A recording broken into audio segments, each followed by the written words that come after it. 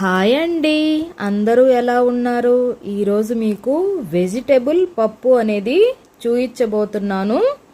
మీరు కూడా ఒకసారి ఈ పప్పుని ట్రై చేయండి, చాలా బాగుంటుంది. వాష్ చేసుకున్న కందిపప్పు, అందులోకి మనం ఈ వెజిటబుల్స్ అన్నీ కట్ చేసుకోవాలండి. వంకాయ, టమాటా, సొరకాయ, 2 ఉల్లిపాయలు. మా ఇంట్లో చిన్నవి ఉన్నాయి కాబట్టి 2 తీసుకున్నానండి. మీ ఇంట్లో పెద్దవి ఉంటే 1 తీసుకోవచ్చు.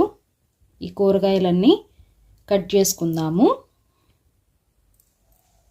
కట్ చేసుకున్న ముక్కలన్నీ ఇందులో వేసేసుకుందామండి. ఉల్లిపాయలు, టమాటాలు, వంకాయ ముక్కలు, సొరకాయ ముక్కలు వేసి చిటికెడంతా పసుపు, రాళ్ళ ఉప్పు యాడ్ చేసుకుందామండి.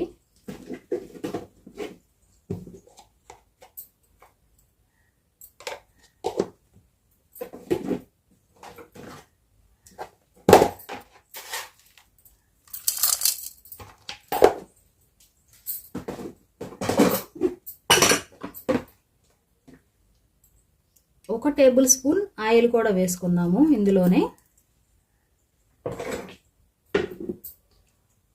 పప్పులో ఎప్పుడైనా సరే 1 స్పూన్ ఆయిల్, కాస్తంత పసుపు వేస్తే పప్పు అనేది చాలా మెత్తగా ఉడుకుతుందండి. అందులోకి 2 రెమ్మల కరివేపాకు కూడా వేసేసుకుందాము. ఇవన్నీ వేసుకుని వాటర్ అనేది యాడ్ చేసుకుందామండి. వాటర్ యాడ్ చేసుకుని 3 విజిల్స్ వేయించుకుందాము ఈ పప్పుకి. ఈ కుక్కర్కి ఇప్పుడు మూత పెట్టేసుకుందామండి.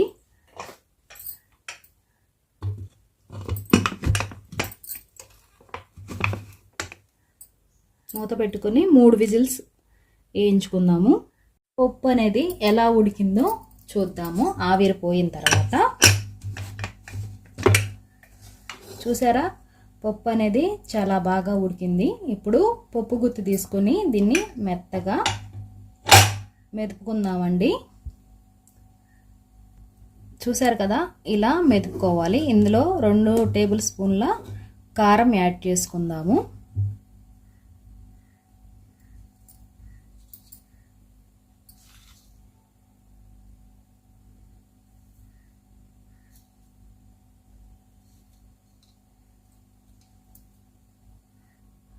కారం కూడా యాడ్ చేసుకున్న తర్వాత పప్పు గుత్తితో ఇలా మెదుపుకోవాలండి.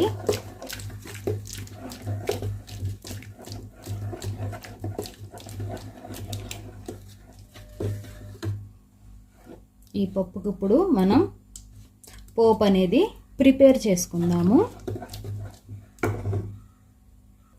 ఇలా మెదుపుకున్న తర్వాత ఉప్పు, కారం ఏమన్నా సరిపోతే ఇక్కడే యాడ్ చేసుకొని ఇంకొకసారి మెత్తగా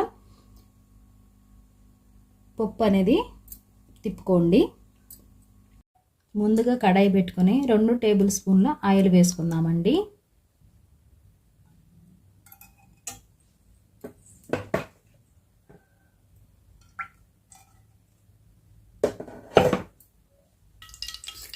ఆయిల్ అనేది ఇలా వేడెక్కిన తర్వాత ముందుగా పచ్చెనపప్పు, మినప్పప్పు, కాస్తంత జీలకర్ర ఇవన్నీ వేసి ఇలా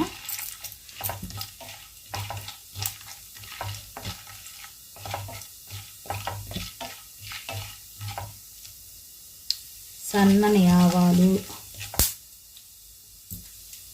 ఒక ఎండి మిరపకాయ ఇలా తుంచుకొని వేసుకున్నాము.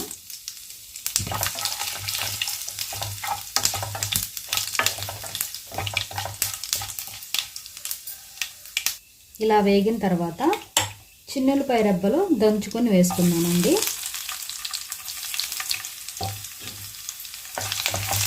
ఇందులోకి 2 రెబ్బల కరివేపాకు కూడా యాడ్ చేస్తున్నాను.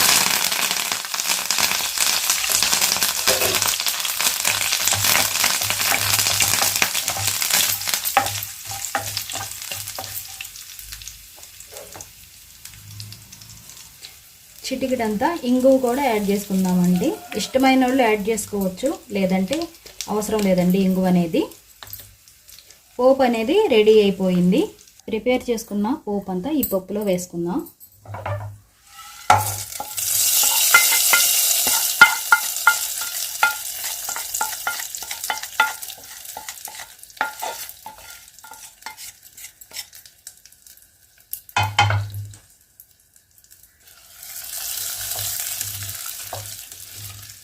పప్పు అనేది ఎప్పుడు పలసగానే ఉండాలండి, లేదంటే గట్టిగా అయిపోతుంది.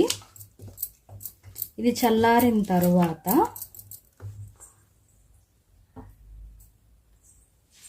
ఈ సైజు ఒక నిమ్మకాయ పిండుకుని పప్పులో పిండుకుంటే చాలా బాగుంటుందండి.